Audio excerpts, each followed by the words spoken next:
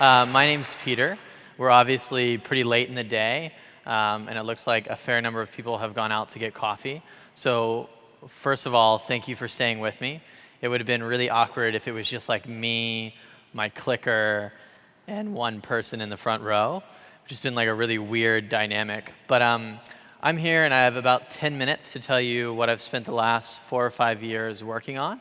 So I'm going to talk really, really fast.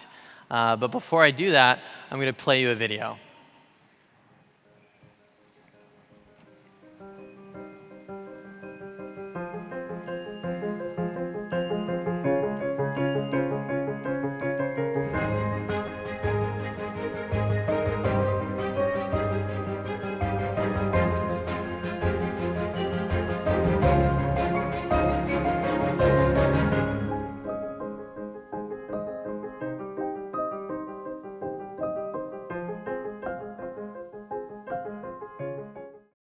So we got our start about 5 years ago with a pretty simple idea, which was how could you use technology to sort of take on one of the last parts of the world that had, to date, not really seen a lot of technological process or progress. So when you look at like media or communications or logistics or shopping, all of these sectors have basically been totally revolutionized by technology and are continuing to be totally revolutionized by technology.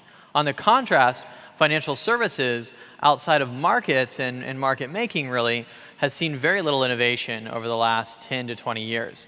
We've seen a little bit of innovation at the top layer, at the customer experience layer, but it's sort of the fundamental level of innovation where we're building new infrastructure and doing things in a radically different way.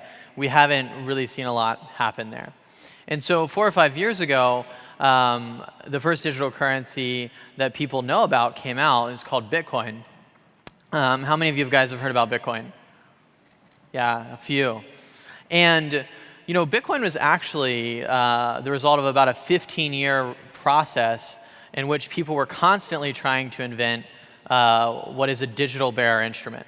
And so, you know, for 20 years now, people have been working on this idea of how do you use technology to simulate what happens in a cash transaction. So when I take a bill out of my pocket and hand to you, that transaction is settled. But that's not the way digital transactions work today. The way they work is a very complicated and risky messaging system. It's really cool that they're highlighting the unicorns.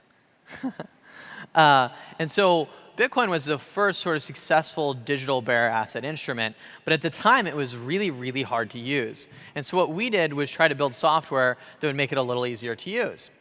And by doing that, we wanted to sort of bring money into the future. We thought that if we built software that made it easy enough, we could make it as easy to send value from anywhere in the world to anybody, nearly for free and instantly, as it is to communicate across the world. And so how do you do that? Well, you spend a lot of time and build a lot of software, and gradually over 4 or 5 years discover that it's a lot more complicated than you think it is. Today we run what is the largest sort of digital asset or blockchain production platform in the world. We serve about 14 million customers, several million on an active basis. We do billions and billions of monthly volume on just a consumer level. We also run a very popular enterprise platform in the space. And where we see the future going over the long term is this sort of long-term trend of the digitization of assets. So obviously we've talked about Bitcoin a little bit first, but who else has heard about Ethereum? So Ethereum's another one that's been covered by the press a lot lately. There's also all kinds of sort of asset tokenization going on right now. These are ICOs. There's also central banks talking about tokenizing their own currencies. So you have central bank digital currencies over the next couple of years. And it's our thesis that over time, almost all sort of value instruments will migrate onto a blockchain of some sort. And that's, of course, why we built our platform. Fundamentally, what we do is make it, as I said earlier, easier for people to use it. And the focal point of that is our wallet, which makes it easy for businesses and people to hold digital assets. So I think today, most of the digital assets held by consumers around the world is Bitcoin. But I think 5 to 10 years from now, it'll be Bitcoin, maybe it'll be Ethereum, maybe it'll be some asset we haven't heard of, but it'll probably also be digital pounds and digital dollars and smart contracts that replicate your life insurance. So I think there'll be an array of assets within this sort of blockchain or wallet platform. This is where we're at from a sort of performance standpoint today.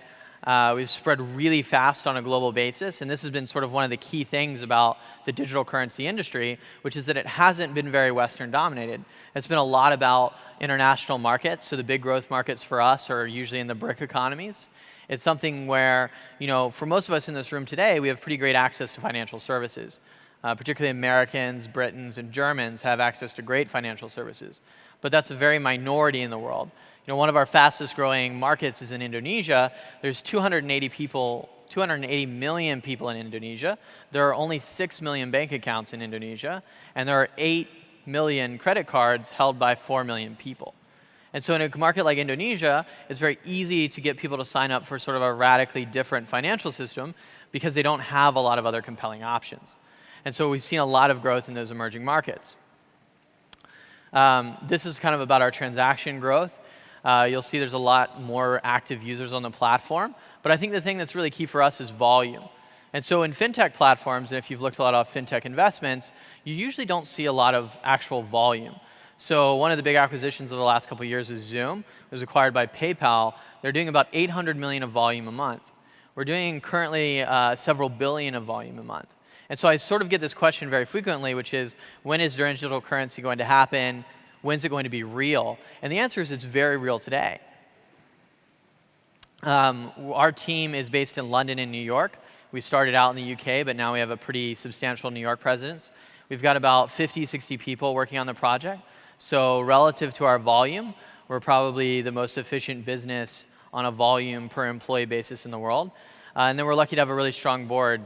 We have 2 independents, which is kind of a fashionable thing to talk about in a post-Uber tech era.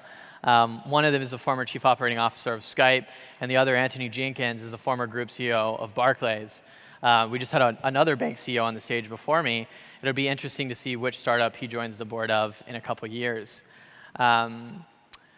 When we think about how we're going to build the future, because I promised I'd finish early and I had a minute left, I think it comes back to what I said at the very beginning, which is, how do you build software as an industry, both as a fintech industry, as a technology industry, but as a society that lets people anywhere in the world transact with each other, that lets people hold and store value independent of their often broken local monetary system.